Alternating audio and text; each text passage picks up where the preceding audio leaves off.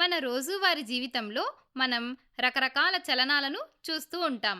ఉదాహరణకు ఉయ్యాల ఊగడం, బంతి ఎగరడం, సీసా పైకి కిందకి కదలడం, చెట్టుపై కోతి గెంతులేయడం, నదిలో పడవ ప్రయాణం లేదా రోడ్డుపై సైకిల్ తొక్కడం. ఈ విధంగా ఇవన్నీ కూడా చలనాలే. అయితే ఈ చలనాలను మనం వివిధ అంశాల ఆధారంగా చాలా రకాలుగా వర్గీకరించవచ్చు. ఈ వీడియోలో మనం ఒక వస్తువు నిర్దిష్ట కాల వ్యవధులలో ప్రయాణించిన దూరాన్ని ఆధారంగా చేసుకొని చలనాన్ని వర్గీకరిద్దాం. దీన్ని అర్థం చేసుకోవడానికి ఒక కారు ఉదాహరణను చూద్దాం. ఈ కారు సరళరేఖ మార్గంలో ప్రయాణిస్తోందని అనుకుందాం. ఇప్పుడు ఇది ప్రయాణించిన దూరాన్ని, అందుకు తీసుకున్న కాలాన్ని మనం చూస్తే కారు 0 సెకండ్ల వద్ద 0 మీటర్ల దగ్గర ఉంది. 5 సెకండ్ల వద్ద 5 మీటర్ల దగ్గర, 10 సెకండ్ల వద్ద 10 మీటర్ల దగ్గర, 15 సెకండ్ల వద్ద 15 మీటర్ల దగ్గర ఉంది. అలాగే 20 సెకండ్ల వద్ద 20 మీటర్ల దగ్గర ఉంది. అంటే 20 సెకండ్ల సమయానికి కారు 20 మీటర్ల దూరం ప్రయాణించి తిరిగి మొదటి స్థానానికి వచ్చింది. ఇక్కడ కారు ప్రతి 5 సెకండ్ల కాల వ్యవధిలోనూ సరిగ్గా 5 మీటర్ల దూరాన్ని కవర్ చేస్తోంది. కావాలంటే ఈ రేఖాచిత్రాన్ని చూడండి. కారు మొదటి 5 సెకండ్లకు 5 మీటర్ల దూరాన్ని, మరో 5 సెకండ్లకు మరో 5 మీటర్లను, ఈ విధంగా ప్రతి 5 సెకండ్లకు కారు 5 మీటర్ల దూరాన్ని కవర్ చేసింది. ఈ వివరాలను మనం ఒక పట్టిక రూపంలో రాసి మరింత స్పష్టంగా అర్థం చేసుకుందాం. సరే, ఇప్పుడు మన పట్టిక సిద్ధమైపోయింది. ఇందులో దూరాన్ని మీటర్లలో, అలాగే కాలాన్ని సెకండ్లలో చూపించడం జరిగింది. ఇప్పుడు ఈ పట్టికను అర్థం చేసుకోవడం ద్వారా మనం కారు ప్రతి 5 సెకండ్లకు 5 మీటర్ల దూరం ప్రయాణిస్తోందని చెప్పవచ్చు.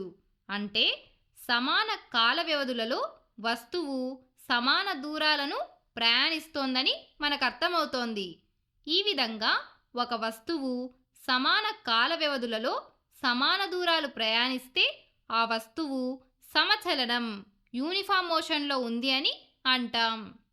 ఇప్పుడు మరొక ఉదాహరణగా ఒక వ్యాన్ ప్రయాణాన్ని చూద్దాం. ఈ వ్యాన్ మొదటి 5 సెకండ్లలో 5 మీటర్ల దూరం ప్రయాణించింది. తర్వాతి 5 సెకండ్లలో అంటే 10 సెకండ్ల సమయానికి ఇది 7 మీటర్ల దగ్గర ఉంది.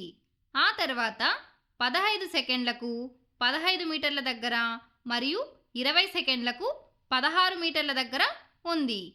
ఇప్పుడు మనం ప్రతి 5 సెకండ్లలో వ్యాన్ ఎంత దూరం ప్రయాణించింది అని పరిశీలిస్తే వ్యాన్ మొదటి 5 సెకండ్లలో 5 మీటర్ల దూరాన్ని ప్రయాణించింది. తర్వాతి 5 సెకండ్లలో 2 మీటర్ల దూరాన్ని, ఆ తర్వాత 5 సెకండ్లలో 8 మీటర్ల దూరాన్ని, చివరి 5 సెకండ్లలో కేవలం 1 మీటరు దూరాన్ని ప్రయాణించింది. ఈ వ్యాన్ డేటాకు మనం పట్టికను తయారు చేస్తే మొదటి 5 సెకండ్లలో వ్యాన్ 5 మీటర్లు ప్రయాణించింది. రెండవ 5 సెకండ్లలో 7 - 5 = 2 అంటే కేవలం 2 మీటర్లు. మూడవ 5 సెకండ్లలో 15 - 7 = 8 అంటే 8 మీటర్లు. అలాగే చివరి 5 సెకండ్లలో 16 - 15 = 1 అంటే కేవలం 1 మీటర్ దూరం ప్రయాణించింది. ఇక్కడ కాల వ్యవధులు సమానంగా ఉన్నప్పటికీ వ్యాన్ ప్రయాణించిన దూరాలు వేర్వేరుగా ఉన్నాయి. ఈ విధంగా ఒక వస్తువు సమాన కాల వ్యవధులలో అసమాన దూరాలను ప్రయాణిస్తే ఆ వస్తువు అసమచలనం, నాన్ యూనిఫామ్ మోషన్లో ఉంది అని అంటాం.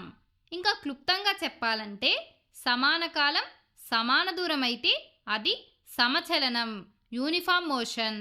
సమాన కాలం అసమాన దూరం అయితే అది అసమచలనం, నాన్ యూనిఫామ్ మోషన్. ఇది చాలా సులభంగా ఉంది కదా. సరే, ఇప్పుడు ఒక సమస్యను సాధిద్దాం. ఇక్కడ 2 వస్తువులు A మరియు B ప్రయాణించిన దూరాల పట్టిక ఉంది.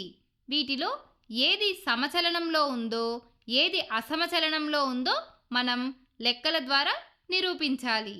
సరే, ముందుగా కాల వ్యవధులను చూడండి. ప్రతిదీ 2 సెకండ్ల అంతరంతో ఉంది కదా, అంటే కాల వ్యవధులు సమానంగా ఉన్నాయి. వస్తువు ఏని గమనిస్తే ప్రతి 2 సెకండ్ల కాలంలో అది వరుసగా 8 మీటర్లు, మళ్ళీ 8 మీటర్లు, మళ్ళీ 8 మీటర్లు, అలా 8 మీటర్ల చొప్పున ప్రయాణిస్తోంది. అంటే వస్తువు ఏ సమాన కాల వ్యవధులలో సమాన దూరాలను కవర్ చేస్తోంది. కాబట్టి నిర్వచనం ప్రకారం వస్తువు ఏ సమచలనం యూనిఫామ్ మోషన్లో ఉందని మనం నిర్ధారించవచ్చు. సరే, ఇప్పుడు వస్తువు బి విషయానికి వస్తే అదే 2 సెకండ్ల కాల వ్యవధులలో అది మొదట 8 మీటర్లు, తర్వాత 12 మీటర్లు, తర్వాత 15 మీటర్లు, చివరగా కేవలం 5 మీటర్లు ప్రయాణించింది. ఇక్కడ కాలం సమానంగా ఉన్న ప్రయాణించినటువంటి దూరాలు వేర్వేరుగా ఉన్నాయి. అంటే వస్తువు బి అసమాన దూరాలను ప్రయాణిస్తోంది. కాబట్టి వస్తువు బి అసమచలనం నాన్ యూనిఫామ్ మోషన్లో ఉంది అని మనం స్పష్టంగా చెప్పవచ్చు. ఈ విధంగా పట్టికలోని విలువలను బట్టి ఎటువంటి అంచనాలు లేకుండా కేవలం పరిశీలన మరియు గణన ద్వారా మనం చలన రకాలను గుర్తించవచ్చు. కాల వ్యవధి ఆధారంగా చలనాలను వర్గీకరించే పద్ధతి ఇదే.